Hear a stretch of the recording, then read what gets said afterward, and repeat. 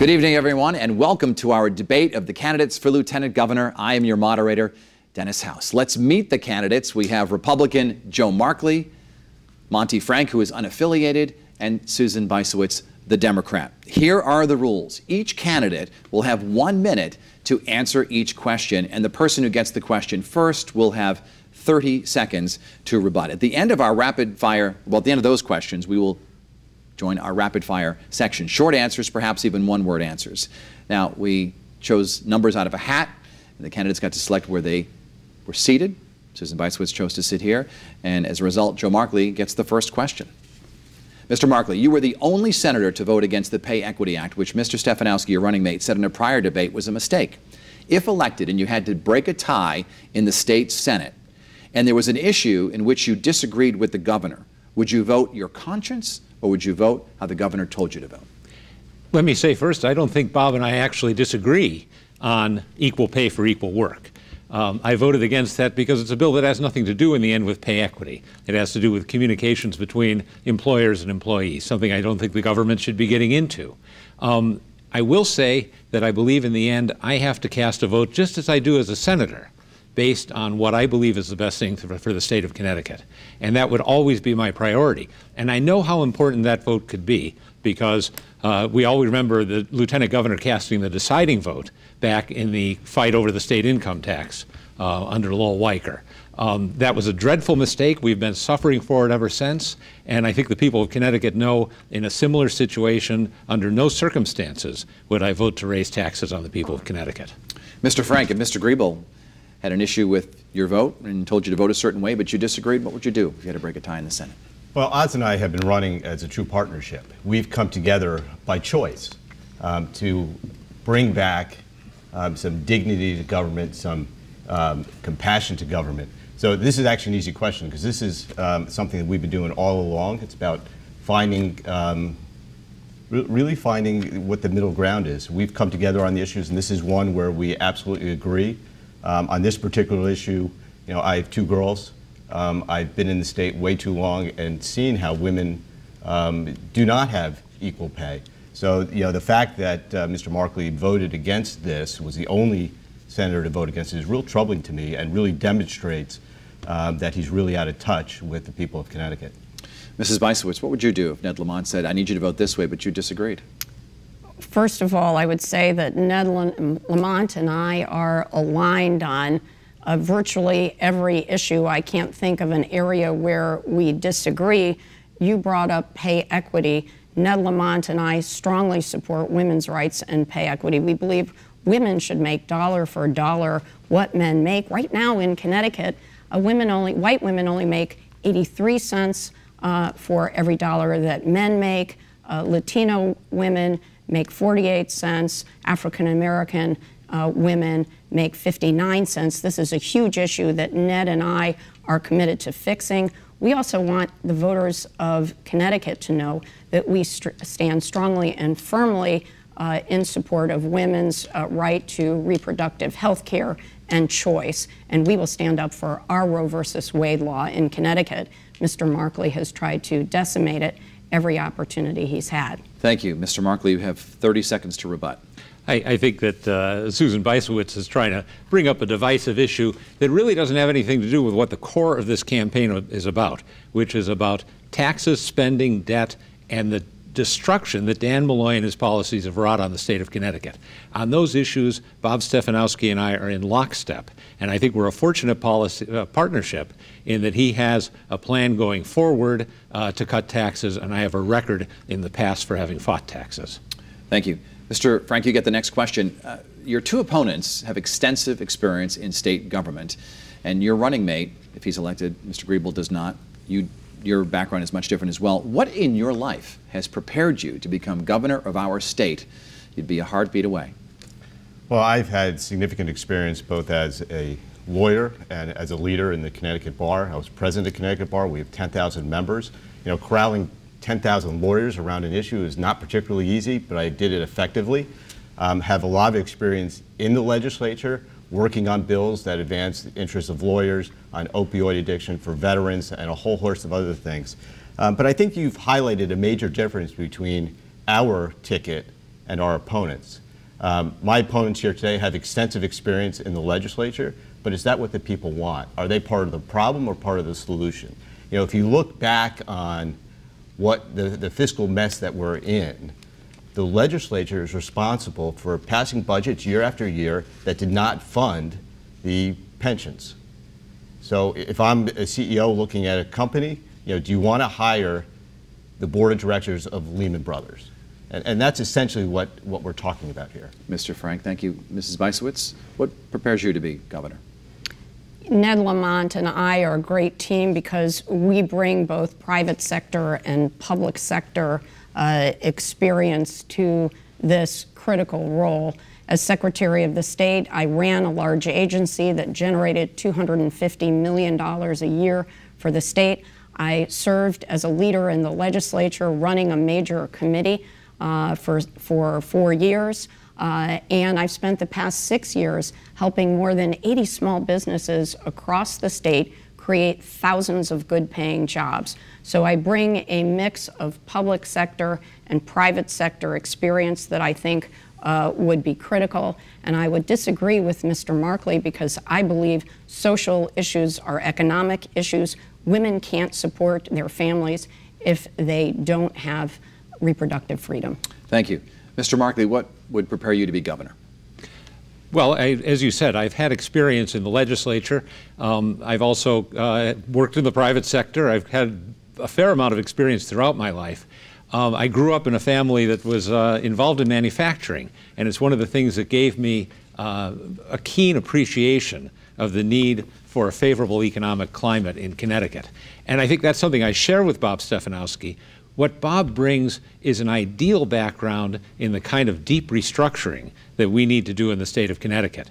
He's had the opportunity working for large corporations to find savings in great bureaucracies and to do it quickly. I don't think there's anything that's more important for the incoming governor of Connecticut. I can help him by through my understanding of the legislative process, my knowledge of the characters that are involved in it, and frankly, the good relations I've had with people on both sides of the aisle. Mr. Frank, you have 30 seconds for rebuttal. So to be clear, Connecticut's platform is currently on fire. We have serious economic problems. And what we are offering to the electorate are two choices. More of the same failed policies, hollow promises, or moving in a different direction. Oz and I are moving the state in a different direction. We're going to bring in the private sector into the discussion so that we can grow jobs. Every decision we make will be viewed through the prism as, does it add 200,000 new jobs over the next 8 years? Thank you, Mr. Frank. Thank you. Our next question goes to Mrs. Bysewitz. In 2010, Mr. Lamont said that he favored cracking down on businesses in Connecticut that hire undocumented immigrants, people who've entered the country illegally, saying it would reduce the demand for people crossing the border. Is that going to be the position of the Lamont-Bysewitz administration should you be elected? What will be done to go after these companies who are breaking the law? Sorry, breaking the law in what way? Well, in terms of, well, they're not breaking the law, but hiring illegal immigrants. Mr. Lamont had said in the past that they should go after the companies that do this to reduce the demand. I'd agree with this, but I would say this about Connecticut. We should welcome hardworking, law-abiding, tax-paying people in our state. I am the granddaughter of Greek and Polish immigrants, and I think we should be a welcoming state. Our state has been built upon many immigrants coming here, bringing their hard work and their talents and contributing to our state. But should the companies be penalized? If they're breaking the law, certainly. But we should welcome new people to our state. Mr. Markley. We should certainly welcome people that come here legally. I'm very sympathetic to immigration. I've lived overseas. I've taught citizenship classes for years. And I think there's nothing better than seeing people embrace the ideals of this country and the opportunity that we offer here. But we have to have the rule of law in Connecticut, both for employers, for the people that come here, and for cities. I think the idea that cities want to flaunt federal regulations concerning immigration is a shame, and it's a mistake. But should the companies be penalized who hire? I think if the law specifies that they should be penalized, then they should. We can't have a country if we don't have borders. Once we have borders, we can decide who comes in. And I think we should be generous about who we bring in. But we should bring them in legally, and we should be able to control the flow of immigration and allow people to become a part of this great culture. Mr. Frank. Well, certainly the companies should be punished for breaking the law. But you know, immigration is an issue where Mr. Markley and I have a significant difference of opinion. You know, he was one of a handful of senators who voted against Dreamers getting aid from our educational institutions. You know, this is an issue that is personal to me. You know, my mother was a Holocaust survivor. She came to this country when she was 17, when she discovered miraculously that two of her brothers had survived. The fact that I'm standing here as a candidate for lieutenant governor is a miracle and is a testament to the opportunities that I've been provided in this country and by the state of Connecticut. So I would do everything I could within the bounds of the law to protect Dreamers, to protect immigrants, and protect those who were at risk of being deported without due process and without following the rule of law. Mrs. Bicewicz, you have 30 seconds. And I'd say this, that Ned Lamont and I have stood with Senators Blumenthal and Murphy to protest the children of immigrants being ripped away from their parents at the Texas border and parents being separated from their children right here in Connecticut, and the silence on the other side has just been deafening. Our next question goes to Mr. Markley. Can you give us some specific examples of government waste that you will seek to eliminate if elected? You know, one thing that I've talked about for the entire 8 years I've been in the legislature is the Board of Regents for Higher Education. This is something that was set up really as a political payoff for Bill Sebas after the income tax was passed. And it's been turned into a kind of a kingdom, as many as 200 employees at one point, none of whom taught a class, advised a student, or had any direct administrative oversight over our colleges and universities. Mark Ojakian came in and attempted to turn it into a centralization of all the state universities and community colleges absent UConn. That has been turned down by the National Accreditation Foundation. And I think at this point we ought to look at this and say it simply isn't working. We've got at least 70 people there that are paid over $100,000 a year. It's the kind of thing that we can't afford. It's the kind of mid-level bureaucracy. And the state is full of them. There's reports that show it. Thank you, sir. Mr. Frank, you have 60 seconds. The $10 million study for tolls is an absolute waste of our money. We don't need another study. We need to start moving ahead to improve infrastructure, which is crumbling. Fairfield County is the third worst congested area in the country, and it's an economic engine for the state, and we're choking off development in that area because we have not invested properly in infrastructure. The $10 million study should be going to infrastructure. It's an absolute waste of money. Mrs. Bicewicz, you have 60 seconds. We agree on the $10 million. I think it's a waste, so does Ned. As Secretary of the State, I had the opportunity to modernize an agency and do more with less, and we need to do that across state departments. When I started as Secretary of the State, we had 110 people. When I left, we had 70, but we provided more services for people because we used technology, we cross-trained our people, and I think that's really critical, and it should be done across all of state government. The citizens of our state deserve efficient government that works for people. And if there was one department I'd like to get rid of, it would be the job audit department at DECD. Mr. Markley, you have 30 seconds for rebuttal. Well, of course, I'm glad to see my opponents agree with me about the $10 million toll study.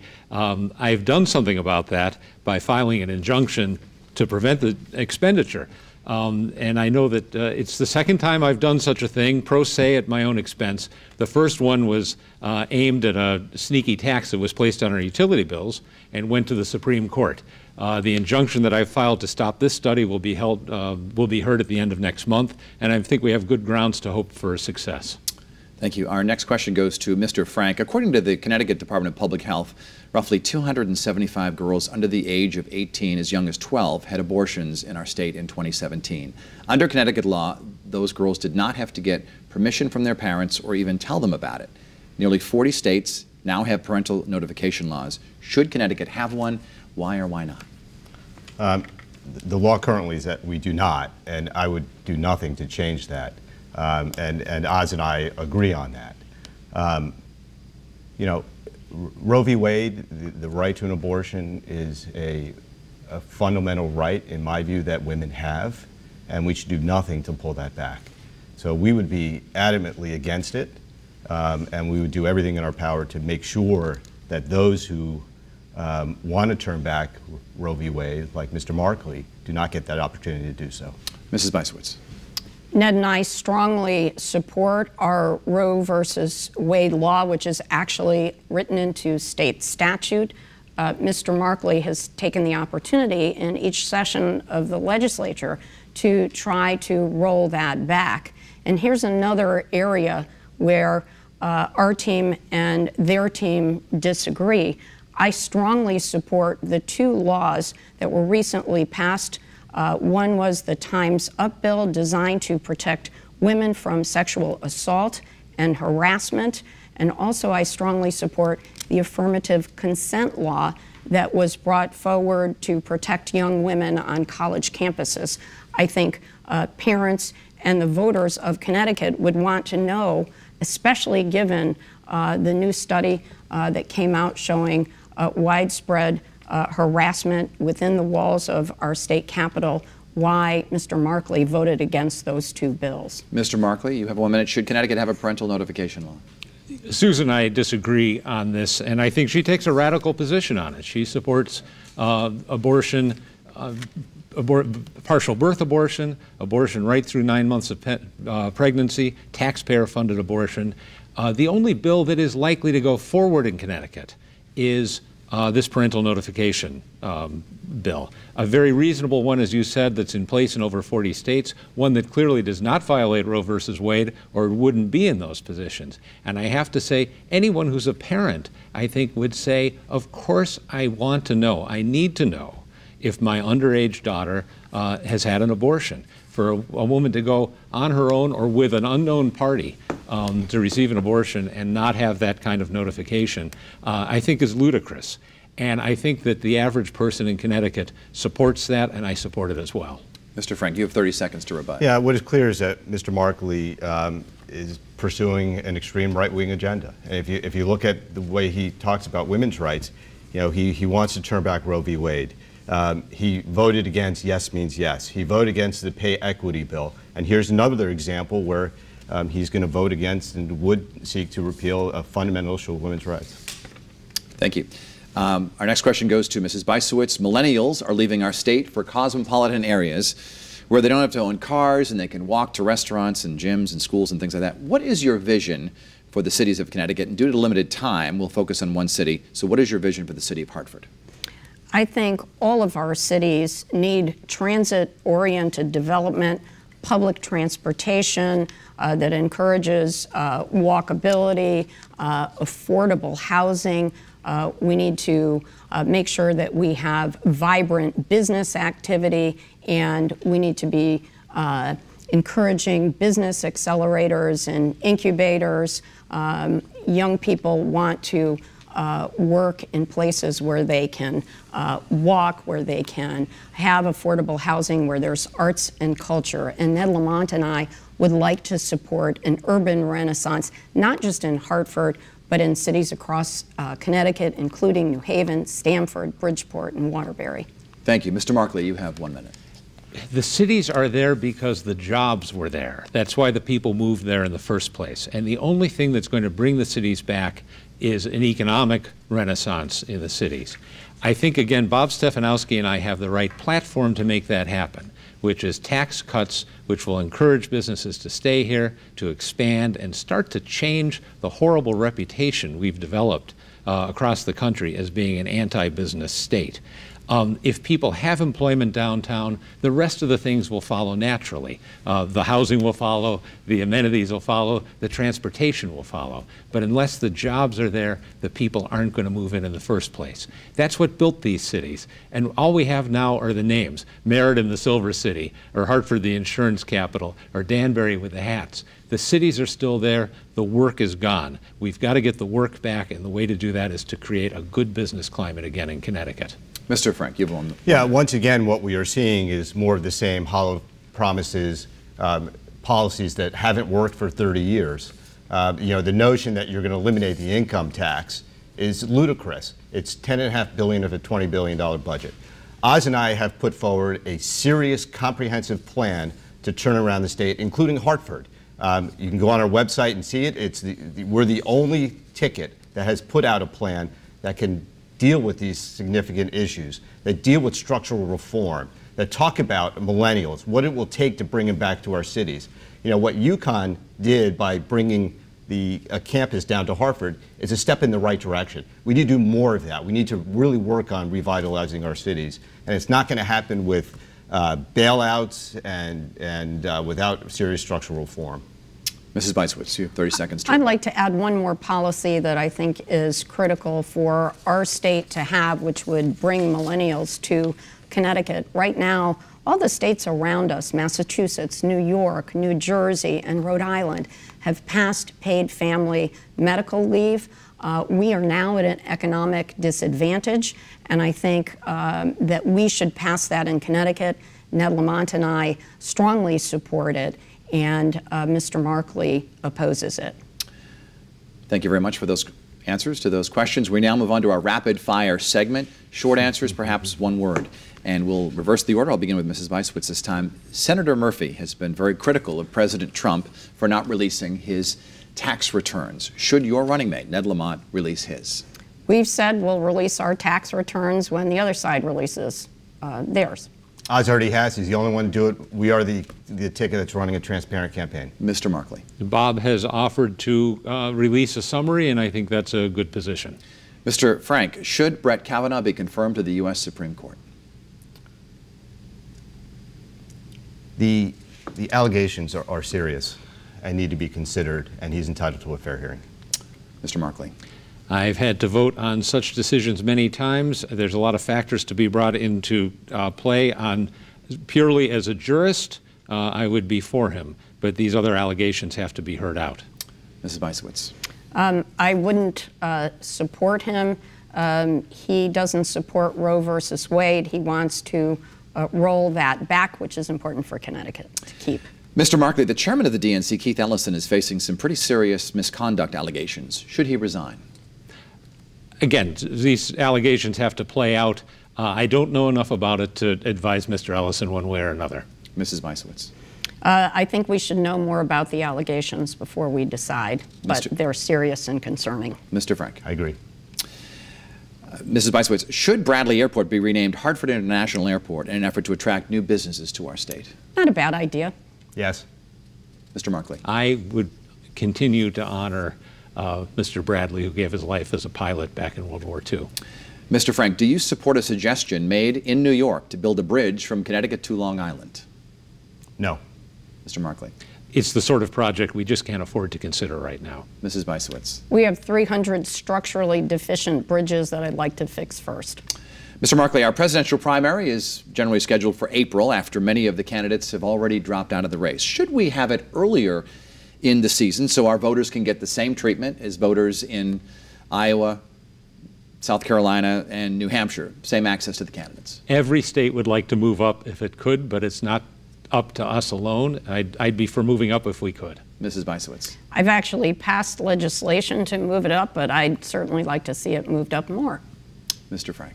I would like to move it up more, and I think we need to look at the way we elect our presidents and maybe move towards ranked choice voting. Final question will begin with Mrs. Beiswitz. Should Connecticut require motorcycle drivers to wear helmets? Yes. Mr. Frank? I would say no, it's up to the individual. Mr. Markley? No. We thank you for joining us for this Lieutenant Governor candidate debate. Susan Weissowitz, the Democrat, Monty Frank, the unaffiliated candidate, and Joe Markley, the Republican. Thank you so much for being with us today, and thank you at home for watching. We welcome your comments on our Facebook page. You can tweet me or find me on Instagram. Thanks for watching.